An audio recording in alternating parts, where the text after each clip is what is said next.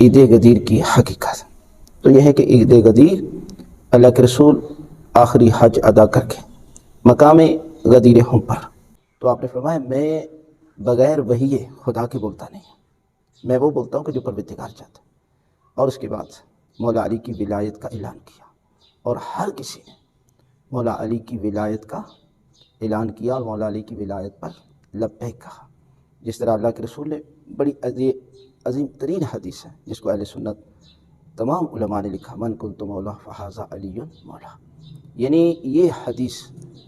اللہ کے رسول نے بیان کی، اور ان 1.25 لاکھ حاجیوں کے مجمع میں تمام صحابی نے اللہ کے رسول کو دیکھا اور مولا علی کی ولایت کو اپنی آنکھوں سے دیکھا۔ اتنا بڑا عظیم ترین دن تھا، لہذا یہ عید غدیر کی حقیقت ہے۔ اس کے علاوہ کوئی اس کی جس طرح لوگ کہتے ہیں کہ جی یہ فلاں صحابی کی خوشی میں جو ہے وہ یہ خوش ہوتے ہیں، عید مناتے ہیں، نہیں، یہ عید غدیر ہو یا عید مبالغہ، اس میں ایک مخصوص واقعے کی طرف قرآن مجید نے بیان کیا ہے۔ سورہ مائدہ میں یہ پورے کا پورا واقعہ اللہ کی ذات نے بیان کیا ہے، لہذا عید غدیر کے دن عید منائیں، خوشی منائیں، یہ بہت بڑا اجر اور بہت بڑا ثواب ہے۔ یہ کہنے کی جرات کسی میں نہیں ہے کہ یہ حدیث ضعیف ہے یا رسول نے یہ نہیں کہا تھا، سب کہتے ہیں ہاں کہا تھا، کیا کہا تھا؟ کہا تھا من کنت مولا فہذا علی مولا، مگر مولا کے معنی دوست کے ہیں، آقا کے نہیں ہیں۔ یہ تو آپ کے ذوق کی بات ہے کہ آپ رسول کو آقا سمجھتے ہیں یا دوست۔ علی کے بارے میں فیصلہ بعد میں کیجیے گا، پہلے رسول کی بات ہے۔ رسول نے کہا من کنت مولا، میں جس کا مولا ہوں، پہلے اس کا ترجمہ کیجیے۔ جب رسول نے کہا من کنت مولا، میں جس کا مولا ہوں، رسول نے کہا میں جس کا مولا ہوں، آپ رسول کو رسول سمجھتے رہے یا دوست؟ رسول کو حاکم سمجھتے رہے یا دوست؟ رسول کو آقا سمجھتے رہے یا دوست؟ جو رسول کو سمجھتے رہے وہی علی کو سمجھیے۔ آپ نے دوست سمجھا ہوگا، دوست سمجھتے رہیے۔ ہم نے رسول کو آقا مانا، ہم علی کو آقا مانا۔ نحمده ونصلي على رسوله الكريم اما بعد فاعوذ بالله من الشیطان الرجیم بسم اللہ الرحمن الرحیم۔ محترم سامعین، اس ویڈیو میں آپ نے دیکھا کیسے یہ عید غدیر خم کے نام سے ایک خوشی کا اظہار اور اس کو اجر ثواب بتا رہا ہے۔ آج کے اس مجلس میں مختصراً ہم کچھ چیزوں کو ذکر کریں گے۔ تمام اہل اسلام خصوصاً بچے کو اس بات کا علم ہے کہ اسلام میں، شریعت میں ہمیشہ 2 عیدیں ملتی ہیں، ایک عید کا نام عید الفطر ہے اور ایک کا نام عید الاضحیٰ ہے۔ پوری تاریخ اسلام اٹھا کر دیکھیں، ان 2 عیدوں کے علاوہ کسی تیسری عید کا تصور ہمیں نہیں ملتا، یا تو عید الفطر ہے اور یا عید الاضحیٰ ہے۔ لیکن اس کے علاوہ ایک تیسری عید کا تصور پیش کرنا یہ ظاہر اہل بدعت کا شعار ہے۔ اب تیسرے عید کے نام سے ایک تو اہل بدعت نے 12 ربیع الاول کو عید میلاد النبی کے نام سے ایک عید کا نام عید شروع کیا، جس کا اسلام سے کوئی تعلق نہیں ہے۔ صحابہ کرام نے، نبی علیہ السلام نے، اور آج تک جتنا بھی اہل حق طبقہ ہے، کسی نے بھی یہ 12 ربیع الاول کو عید نہیں منایا۔ آج ہم اس عید کے متعلق بحث نہیں کریں گے کہ وہ عید کیسا ہے، جائز ہے یا نہیں ہے۔ آج جس عید کے متعلق ہم بات کریں گے وہ ایک اور عید ہے جس کو اہل کفر نے ایک خاص اپنا خوشی کا موقع بنایا ہے، اس کے حوالے سے آج ہم بات کریں گے، اور اس عید کا نام ہے عید غدیر خم۔ اس کی حقیقت کو انشاءاللہ ہم واضح کریں گے۔ تو یہ بات جان لے کہ عید چونکہ 2 ہے، عید الفطر اور ایک عید الاضحیٰ، یہ جو عید غدیر خم کے نام سے ایک تیسرا عید شروع کیا گیا ہے، یہ بھی سراسر اہل کفر کی طرف سے ایک بہت بڑی گمراہی ہے اور غلط فہمی ہے۔ عید غدیر خم کیا چیز ہے؟ دیکھیں، عید تو معنی خوشی ہے، غدیر خم اصل میں یہ ایک واقعے کی طرف اشارہ ہے۔ 9 ذی الحجہ کو آپ صلی اللہ علیہ وسلم جب آخری مرتبہ حج ادا کر کے واپس آئے تو اس وقت ایک جگہ تھی جس کا نام تھا خم، یہ ایک علاقے کا نام ہے، اور اس علاقے میں ایک تالاب تھا، اس تالاب کا نام ہے غدیر، چونکہ عربی میں غدیر تالاب کو کہتے ہیں، بعض لوگ اس کو کنواں سمجھتے ہیں، غدیر کا معنی کنواں کرتے ہیں، حالانکہ یہ بات ٹھیک نہیں ہے۔ حالانکہ دوسرے درجے کے طالب علم کو بھی یہ پتہ ہے، جس نے قدوری پڑھی ہوگی، والغدیر العظیم الذی یتحرک احد طرفیہ بتحریک الطرف الاخر، اس میں صاف تفصیل موجود ہے کہ یہ ایک تالاب کا نام ہے، تالاب کو کہتے ہیں۔ چنانچہ تالاب اور جو خم کے علاقے میں تالاب تھا اس وجہ سے اس کو غدیر خم کہا جاتا ہے۔ تو اس کے پیچھے کیا پس منظر ہے؟ آپ صلی اللہ علیہ وسلم نے 9 ذی الحجہ کو جب حج کا خطبہ دیا اور اس کے بعد جب آپ واپس چلے گئے تو جو صحابہ کرام آپ صلی اللہ علیہ وسلم کے ساتھ حج کے لیے آئے تھے، اور حج کرنے کے بعد کچھ صحابہ جو عراق سے آئے تھے وہ عراق چلے گئے، جو دوسرے ممالک سے آئے تھے وہ اس طرف چلے گئے۔ آپ صلی اللہ علیہ وسلم نے بھی چونکہ مدینہ کی طرف جانا تھا تو لہٰذا کچھ صحابہ کرام آپ کے ساتھ تھے اور مدینہ آ رہے تھے۔ تو جب وہ اسی خم کے علاقے میں پہنچے تو نماز کا وقت ہو گیا اور کچھ پانی کی بھی ضرورت پڑ گئی، تو اس تالاب جس کو غدیر کہا جاتا ہے، اس تالاب کے پاس آپ رک گئے۔ تو یہ تقریباً 18 ذی الحج تک یہ معاملہ پہنچ چکا تھا کہ جب یہ آپ صلی اللہ علیہ وسلم واپس آ رہے تھے اور خم کے مقام پر پہنچے اس تالاب پر، تو یہ 18 ذی الحجہ تھا، یعنی 9 ذی الحجہ سے بعد 18 ذی الحجہ تک پہنچ گئی۔ تو یہاں پر یہ واقعہ پیش آیا۔ اب واقعہ کیا پیش آیا اس سے پہلے یہ بات سمجھے کہ آپ صلی اللہ علیہ وسلم نے یمن کی طرف ایک لشکر بھیجا تھا صحابہ کرام کا، اور مال غنیمت کے حوالے سے کچھ صحابہ کرام کے آپس میں کشمکش پیش آئی، اور اس میں حضرت علی رضی اللہ تعالیٰ عنہ بھی تھے۔ اب کچھ صحابہ کا حضرت علی سے اختلاف ہو گیا، اختلاف مال غنیمت کے کسی معاملے میں ہوا، پتہ نہیں شاید کسی کو زیادہ حصہ ملا کسی کو کم ملا، تو جس طرف صحابہ کرام کچھ اس طرف تھے اور ایک طرف حضرت علی رضی اللہ تعالیٰ عنہ تھے، اختلاف ہوا اور اختلاف کسی نتیجے پر نہیں پہنچا۔ تو اب اس کا حل کیا تھا کہ اللہ کے نبی صلی اللہ علیہ وسلم کے سامنے یہ بات پیش کرتے، اور ایسا ہی ہوا۔ صحابہ کرام جب حج کر کے واپس مدینے جا رہے تھے تو اسی خم کے مقام پر اسی طرح واقعہ پیش آیا کہ جب صحابہ کرام نے اس موقع کو غنیمت سمجھا، اور جب یہ دیکھا کہ اب صحابہ کرام بھی کچھ چلے گئے ہیں جنہوں نے دور جانا تھا، اور آپ صلی اللہ علیہ وسلم بھی فارغ وقت ہے، موقع ہے، اس لیے موقع کو غنیمت سمجھ کر صحابہ کرام نے اس وقت یہ سوال اٹھایا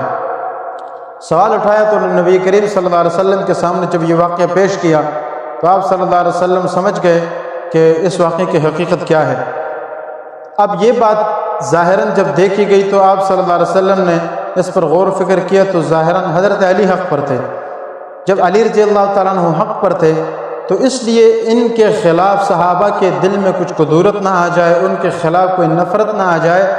اس بات کو ختم کرنے کے لیے نبی علیہ السلام نے اس وقت ایک خطبہ ارشاد فرمایا۔ خطبہ بڑا لمبا تھا جس میں سے کچھ الفاظ یہ تھے۔ آپ صلی اللہ علیہ وسلم نے فرمایا حضرت علی کو بلا کر اور فرمایا کہ من کنت مولاہ فہذا علی مولاہ۔ یہ ترمذی شریف میں بھی ہے اور مسند احمد کی بھی روایت ہے، جس میں آتا ہے کہ نبی صلی اللہ علیہ وسلم نے حضرت علی کی طرف اشارہ کر کے فرمایا کہ لوگوں، جس کا علی دوست ہے میں بھی اس کا دوست ہوں، یعنی جو حضرت علی کو دوست سمجھتے ہیں وہ مجھے بھی دوست سمجھے۔ اور پھر آگے بھی روایات میں الفاظ ہے، نبی صلی اللہ علیہ وسلم نے یہ بھی فرمایا اللہم والی من والاہ وعاد من عاداہ، اے اللہ جو حضرت علی سے محبت کرے ان کو دوست رکھے تو آپ بھی انہیں دوست رکھیے، اور جو ان سے دشمنی کرے تو آپ بھی ان سے دشمنی رکھیے۔ جب یہ بات ہوئی تو صحابہ کرام کے دل میں بالکل جو تھوڑی بہت چپکلش تھی وہ بھی ختم ہو گئی، اور سب حضرت علی سے پہلے سے زیادہ محبت کرنے لگے۔ روایات میں یہ بھی آتا ہے کہ حضرت عمر رضی اللہ تعالیٰ عنہ جب دوسرے دن حضرت علی سے ملے تو ان کو مبارکباد دیا اور یہ فرمایا ہنی اللہ کا ابن ابی طالب، آپ کو مبارکباد ہو اے علی ابن ابی طالب، اس لیے کہ اس قول کے بعد نبی صلی اللہ علیہ وسلم کے اس کہنے کے بعد صحابہ کرام چاہے مرد ہو یا مومن ہو، ہر ایک کے دل میں آپ کی محبت پہلے سے زیادہ بڑھ گئی ہے۔ تو یہ واقعہ پیش آیا۔ تو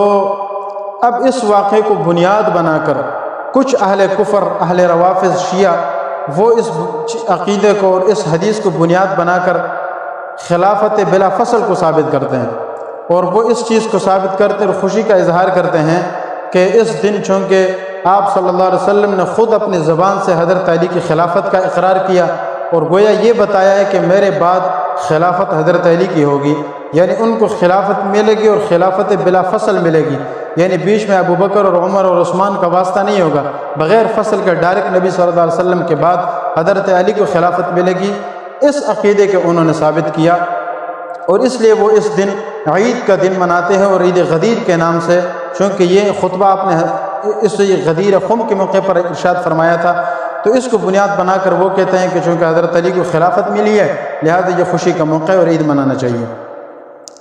اب سب سے پہلے تو ہم اس بات کی وضاحت کریں گے کہ کیا یہ واقعتاً یہ حدیث درست بھی ہے یا نہیں، اور پھر عید غدیر خم کی حقیقت کو بھی ہم بیان کریں گے۔ سب سے پہلے تو اس بات کو سمجھیں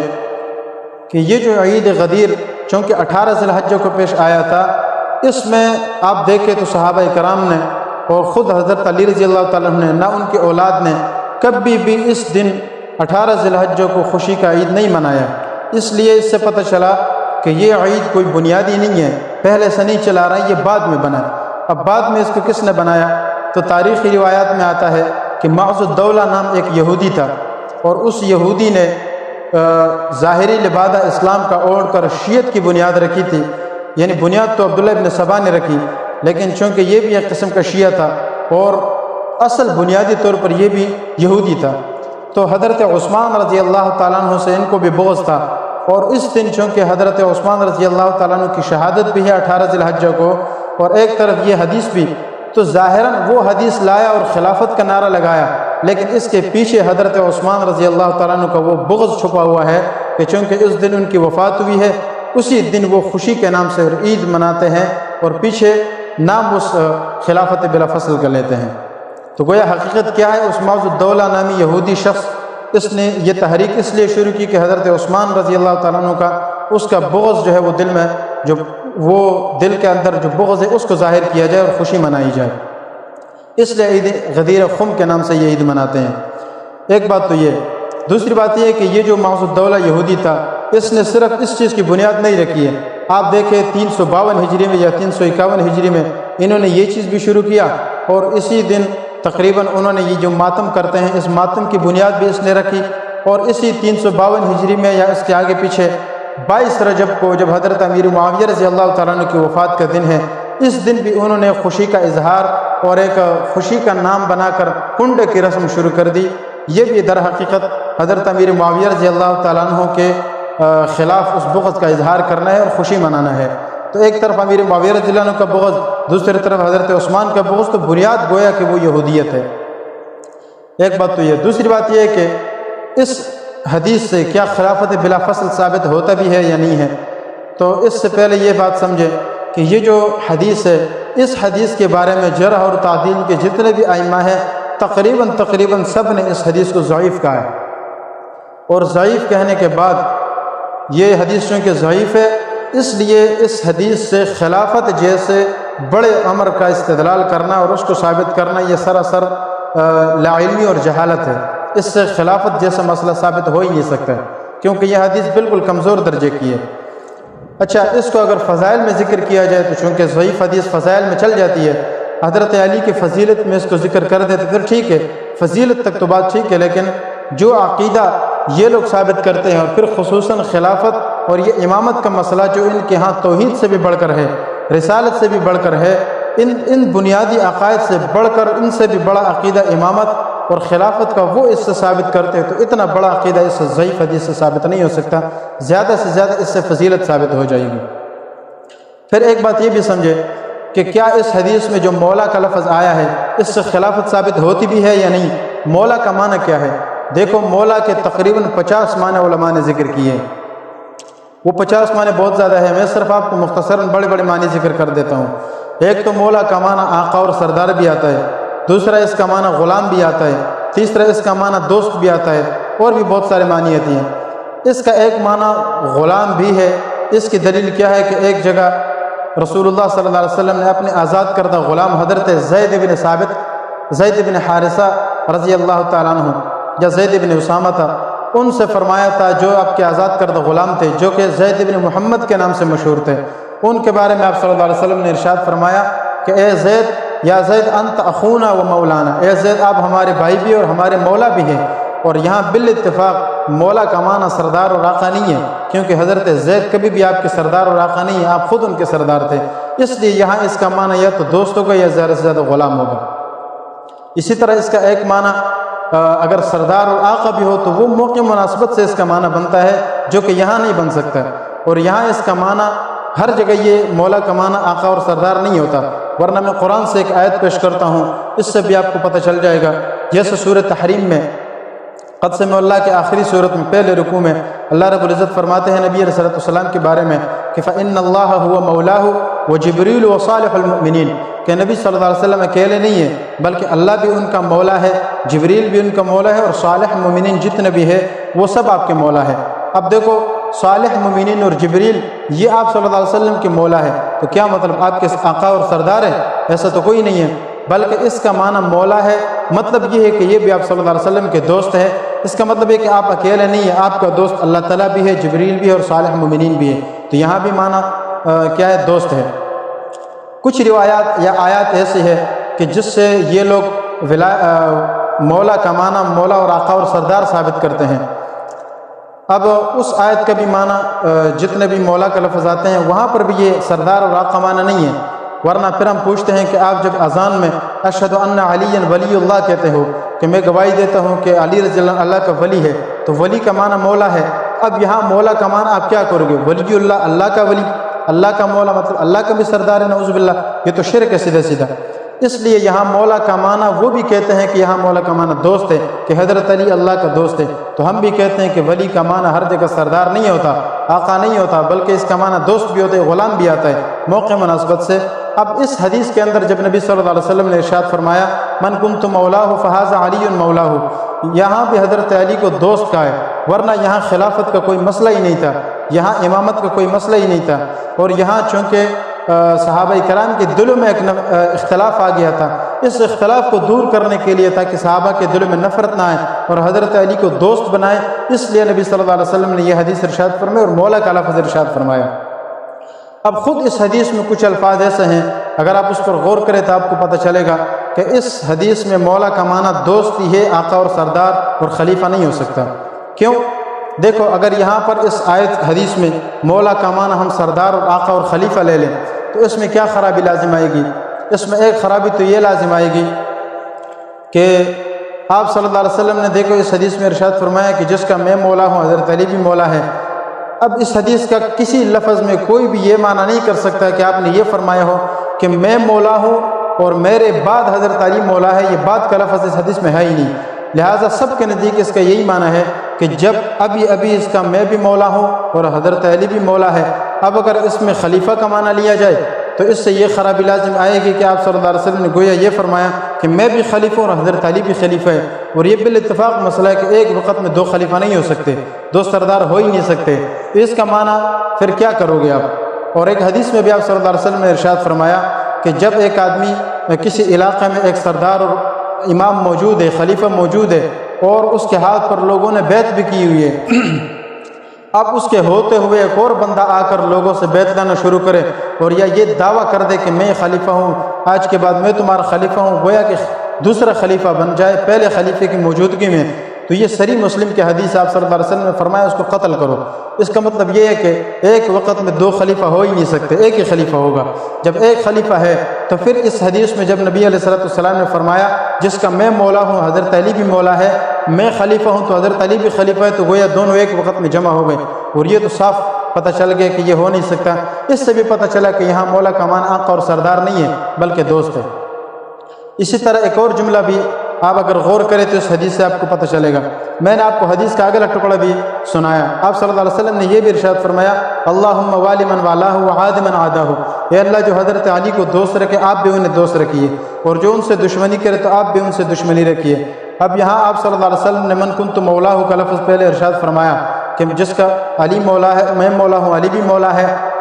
یہاں مولا کا معنی دوست ہے۔ کیوں؟ اگلا جملہ بتا رہا ہے، آپ صلی اللہ علیہ وسلم نے جب یہ فرمایا نا کہ جس کو